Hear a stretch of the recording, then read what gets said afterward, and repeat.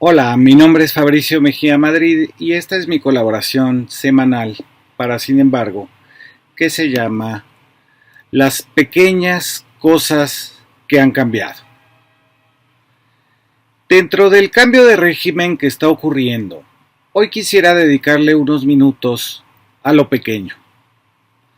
No se trata de las nuevas coordenadas del Estado mexicano, ni de la disminución de la desigualdad y de los pobres, ni tampoco de las grandes obras de intercomunicación globales, y ni siquiera de las mañaneras, con su enorme repercusión en la forma en cómo comunicar es gobernar. Es algo más pequeño, pero que sin él no estaríamos hablando de la 4T, el humanismo mexicano o el cambio de régimen. Es la politización. Decía el obrero filósofo de la Comuna de París de 1871, Louis Goni, a la libertad le gustan las multitudes extremas o la absoluta soledad.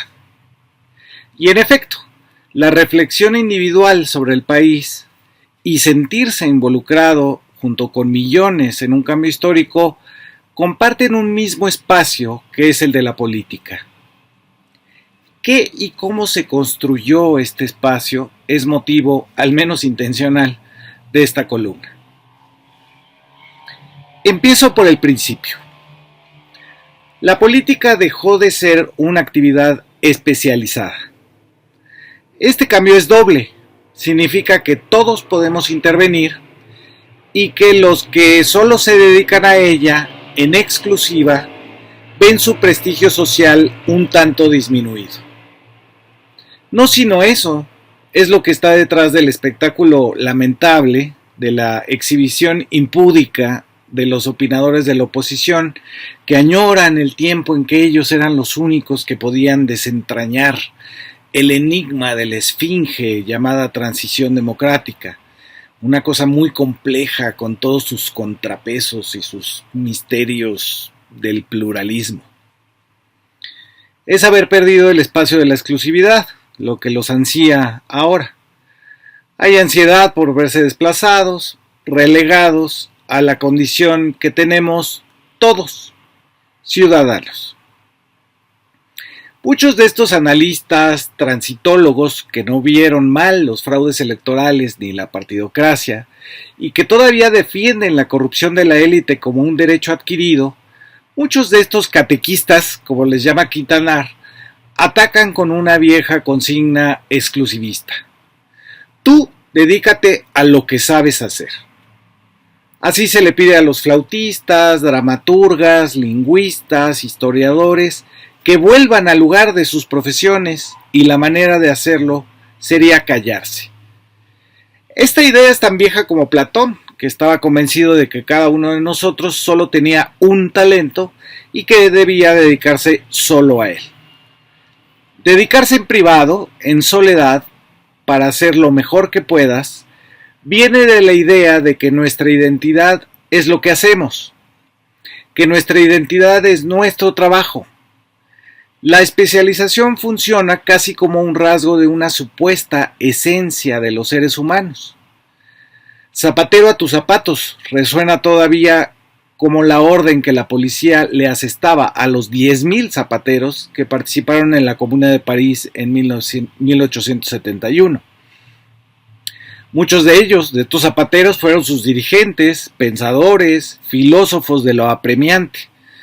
Y entonces un conservador como Mendés, aterrorizado en su casa en París, viendo por las ventanas las barricadas, las fiestas donde se destruían los símbolos del imperio, se lamentó de los, cito, cientos de zapatos perfectos que no se están haciendo por andar dedicados a organizar asambleas y uniones.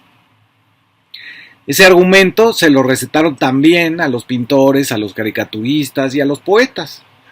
Los cuadros, versos, trazos que dejaban de hacer, los productos que dejaban de elaborar por andar metidos en política, algo para lo que no habían nacido ni eran buenos.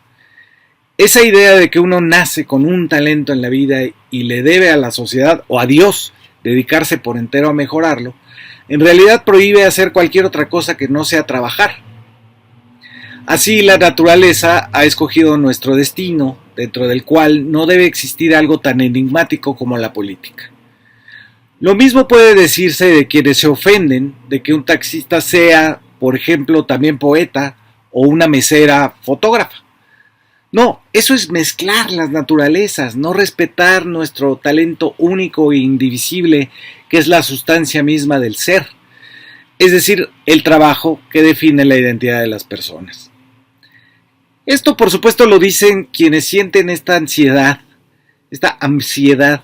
este terror a que se cambien las jerarquías ya establecidas, a que se confunda, por ejemplo, a los académicos con cualquier pelagatos, como yo.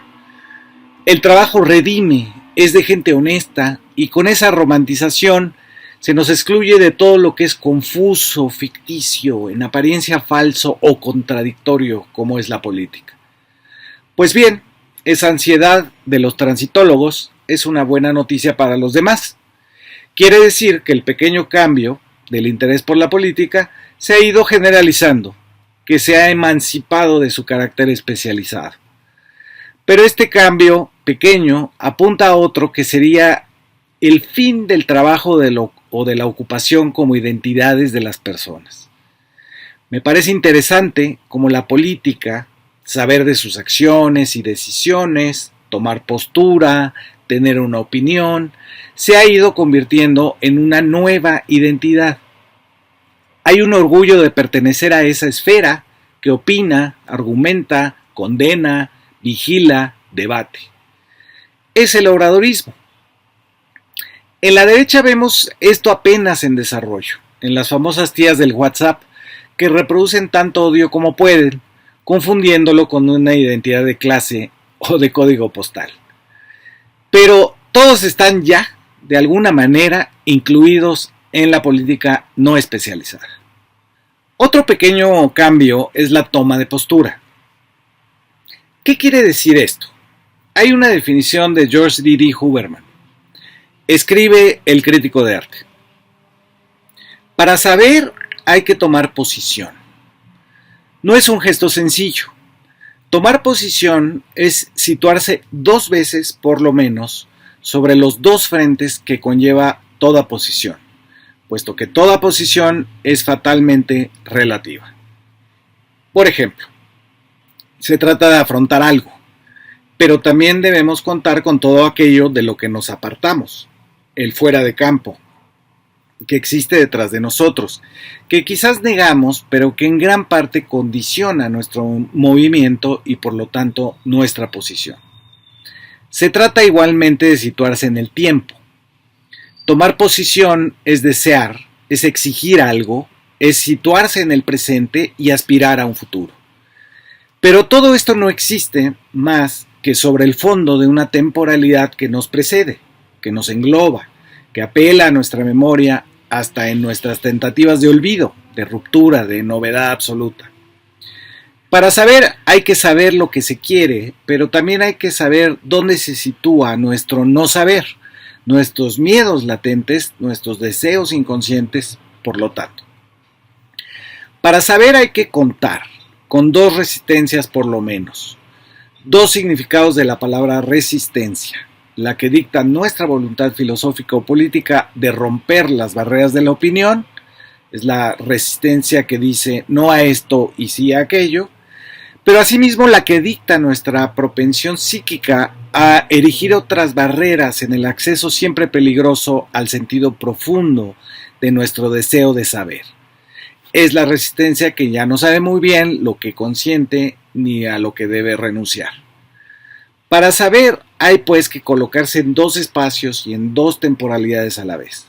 Hay que implicarse, aceptar entrar, afrontar, ir al meollo, no andar con rodeos, zanjar. También, porque zanjar lo implica, hay que apartarse violentamente en el conflicto o ligeramente, como el pintor que se aparta del lienzo para saber cómo va su trabajo. No sabemos nada en la inversión pura, en el mantillo de demasiado cerca. Tampoco sabremos nada en la abstracción pura, en la trascendencia altiva, en el cielo demasiado lejos. Para saber hay que tomar posición, lo cual supone moverse y asumir constantemente la responsabilidad de tal movimiento. Ese movimiento es acercamiento tanto como separación. Acercamiento con reserva, separación con deseo. Supone un contacto, pero lo supone interrumpido, si no es que roto, perdido o imposible hasta el final.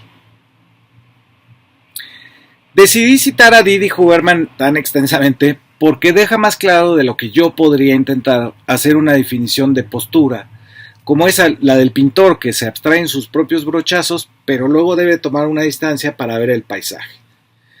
Esa toma de postura es la que me interesa como pequeño cambio. Lo hemos visto una y otra vez en esos 36 millones que votan por la izquierda.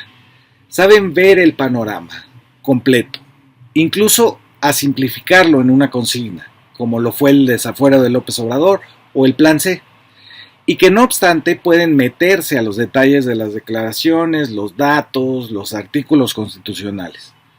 Saber es tomar postura, y no en vano, López Obrador le aplica al término pueblo el adjetivo de sabio, porque es justo ese afán de conocer lo que está detrás de la irrupción de la política como identidad de los plebeyos y los excluidos. Sin querer ser exhaustivo, me referiré a un tercer cambio pequeño, pero profundo. El término despolitización es uno en que la acción de renuncia a los asuntos públicos es permanente. En el caso de los politólogos de la derecha, aquellos que justificaron el fraude electoral en nombre de la estabilidad social o hace 2 sexenios aplaudieron la hoy señalada sobrerepresentación como cláusula de gobernabilidad, esos catequistas, su despolitización es tan obvia que ellos mismos no la pueden ver.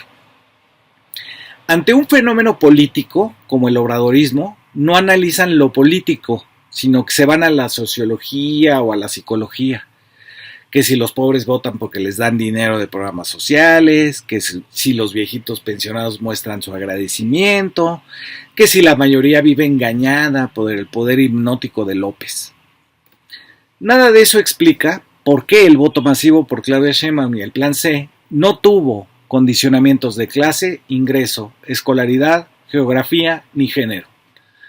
Lo sabrían si pudieran ver lo político en específico, no la sociología, la psicología, la economía. Un nuevo sujeto ciudadano cuyas coordenadas son tan racionales como la esperanza en el futuro y tan emocionales como la sensación de que se está siendo justo después de décadas de indignación callada. Específicamente político es el nuevo arraigo al país, pensar y hablar de política, ver las mañaneras y entusiasmarse con los logros a contracorriente del presidente de la República, indignarse con los jueces, lamentar los errores, que somos todos. Que seamos todos es un rasgo político, tanto como el nosotros y el ellos. Sin esa delimitación no hay campo de la política. Específicamente político, no de la sociología, ni de la psicología o de la cultura política, es el que esos 36 millones borren en un solo día con la idea de la polarización de 2 bandos encontrados. Los hay, esos bandos, pero uno es mucho más raquítico de lo que los transitólogos estaban dispuestos a aceptar. De ahí su pasmo en todos estos días desde la elección. Eran tan pequeños que se dejaron deslumbrar por sus propios medios de comunicación y encuestadoras alquiladas. Ahora repiten la frase de Claudio X González: ser mayoría no te da la razón. Pues nadie dijo eso. La razón tampoco la da la minoría, en cualquier caso. La razón no es un tema específico de la política. En cambio lo es el consenso. Y de eso estamos hablando, señor González. De un nivel de interrelación de 36 millones que saben de política y le dan el mismo sentido a su expectativa de futuro. El término despolitización está también ligado al de la esfera privada, que es justo donde se supondría que los despolitizados se van a refugiar. ¿A dónde van? Van a la vida ordinaria, es decir, a las rutinas, a la repetición en un mismo espacio. La cita, el traslado, el recado, el mandado, la prosa del mundo, como la llamó Hegel. Ese es el lugar donde no habría política. Pero resultó que en donde se gestó el cambio de régimen fue en ese mismo espacio, en la vida ordinaria, que es también la vida popular. Ahí fue donde llegaron los mensajes de injusticia e indignación necesarias. Hasta ahí llegó la falta de ingresos, los bajos salarios, la imposibilidad de seguir estudiando porque había que trabajar, la necesidad de emigrar a los Estados Unidos y despedirse de la familia, los lutos por las desapariciones y muertes del sexenio de Felipe Calderón. Fue en la esfera privada donde se hizo necesario saltar a la política, a que esos males estaban interrelacionados con la apatía y la falta de compromiso. Hasta ahí llegó una forma de ser pobre, que es decirle a los demás pobres sobre tu situación. No ocultarlo, como lo hace la clase media con las tarjetas de débito. Indignarse no puede ser un sentimiento en absoluta soledad. Necesita la muchedumbre extrema, y ese cauce fue encontrándose con cada nueva elección fraudulenta, con cada nuevo saqueo, con cada nuevo caso de corrupción. Se relacionó la indignación con la acción política y se conformó esta nueva mayoría calificada en el país. Esos son algunos de los pequeños cambios que han hecho su aparición en estos 6 años de gobierno del obradorismo. Me faltaría agregar otro: la disminución de la tolerancia hacia ciertas expresiones de prepotencia o superioridad. Lo he observado en el día a día, como muchos no estamos dispuestos ya a tolerar, a dejar pasar, a barrer bajo la alfombra las actitudes de prepotencia de clase en filas, en oficinas de gobierno, en el tráfico. Son las pequeñas modulaciones que va teniendo la conformidad o la paciencia con quien se siente superior o más autorizado que los demás. Esto apunta a que una parte, la minoría raquítica, empiece a modular sus referencias a los demás, como nacos, prietos o chairos. Su ansiedad de ser relegados se hará más presente, en tanto los demás nos podremos relajar de tanto insulto que hemos aguantado durante varias décadas. Muchas gracias por escucharme.